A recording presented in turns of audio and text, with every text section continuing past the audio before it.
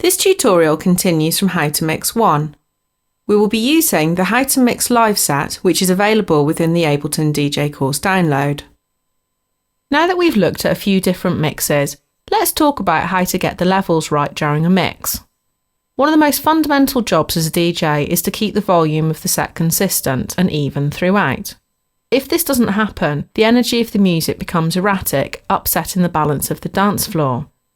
The first thing that you need to look at is to ensure that the volume of each individual clip is correct. If I play this record, you can see that the level meter is peaking at 0 decibels with a green colour on the slider. This is the maximum height that this should reach, and you can see that if I turn the clip gain up too high, then it starts to go into the red. Try to get each record to peak at the same level, which should be on or a little bit under 0 decibels. The place to adjust the clip is by using the clip's gain slider, not by touching the track volume. Once you've done this, in theory, you should be able to play through your entire set of music without having to adjust the track volume. Once you have the levels right on each of the records, let's have a look at what happens during the mix.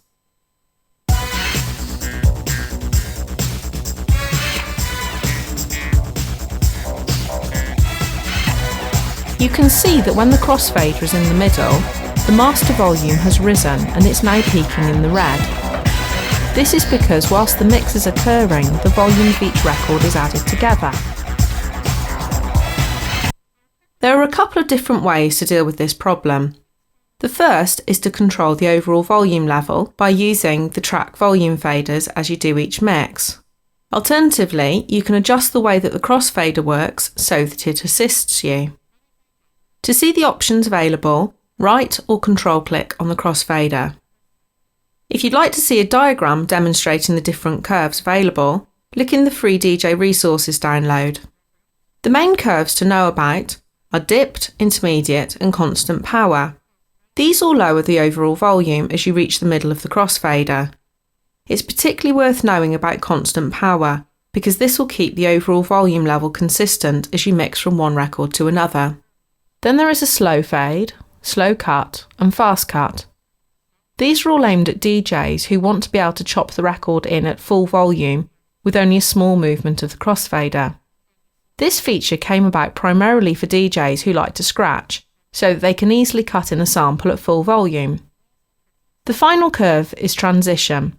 This keeps the volume of each track constant until you pass the middle of the crossfader. This is the setting that's most similar to that on a standard DJ mixer. So, if a standard DJ mixer uses the transition curve, how do you keep the overall volume level in check during the mix? The answer is by learning how to EQ the music as you go. EQing is a really important skill to master and will help you control the overall volume, the quality of the sound, and it opens up many creative possibilities. To demonstrate EQ, I'm going to be using Live's EQ3 audio effect. To open this, click on the track view selector, open up Live Devices, Audio Effects, and then drag the EQ3 into the empty space. Do this for both tracks. EQ3 has 3 main dials on it. These relate to the bass, middle, and treble of the music. Underneath each dial, there's also a kill switch, which will instantly cut out each of these frequencies when pressed. Like before, the easiest way to use the EQ3 is by using an external MIDI controller. Therefore, I'm going to map each of these dials to my MIDI controller.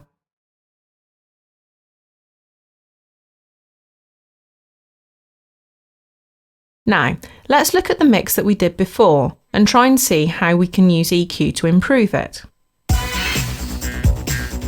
When both records are playing at the same time, the main thing that will push the volume up is having the bass of each record on full. So, to compensate for this, before I start the mix, I'll turn the bass down on the new record. Now, as I gradually bring the crossfader across, I'll start to drop the bass on the first record. This way, the energy and power of the second record is always replacing the first's, so you can keep the volume level stable throughout the mix. As the mix is taking place, you also need to look at the mid and high frequencies. Gradually turn these down to give the new record space in the mix as it builds up.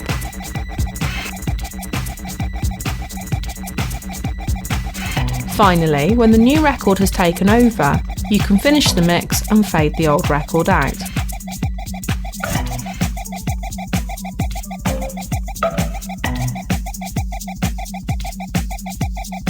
With a bit of practice, you should be able to control the volume and the quality of the sound throughout the mix.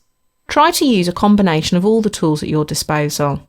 Use the volume faders to control the overall volume of each record, the EQ to control how each record fits together, and then the crossfader to actually mix from one to another. Even after the mix has been completed, you should pay close attention to how the EQ sounds. Not all records are created equally, and you'll notice that some just don't have the same oomph as the one before.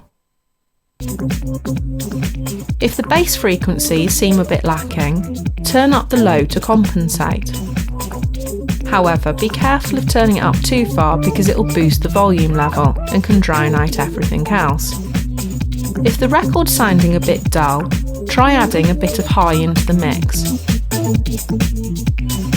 Finally, if you need to be able to hear the words and melody better, try adding a bit of mid-range in. It's often better to lower frequencies rather than boost them.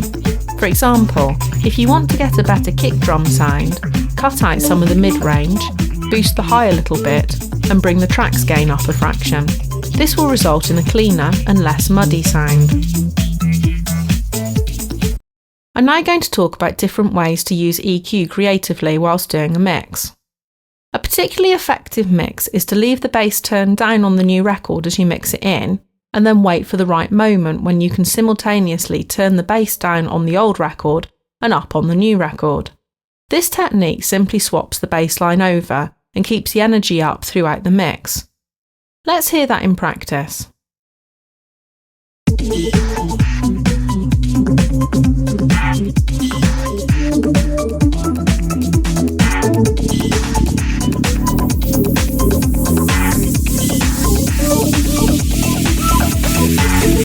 This technique can also be used with the high frequencies, allowing you to swap the old melody line for a new one. Another good way to use EQ creatively is to mix different elements of each record together. If the old record has a good vocal or melody line, gradually fade the bass out on this record and bring in the low frequencies of the new record to replace it. This will effectively mean that you're creating a live remix.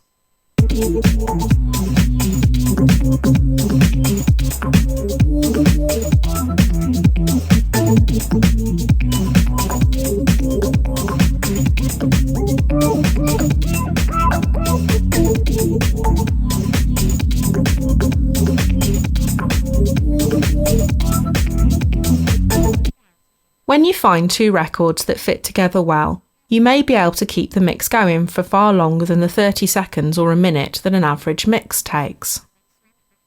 Another particularly effective and well-used DJ technique is to cut the bass for a few bars during the build-up of a tune, and then slam it back in at a key moment, such as the climax of a build-up. When I do this, I'll use EQ3's kill switch to make sure that I re-enable the bass at the right volume.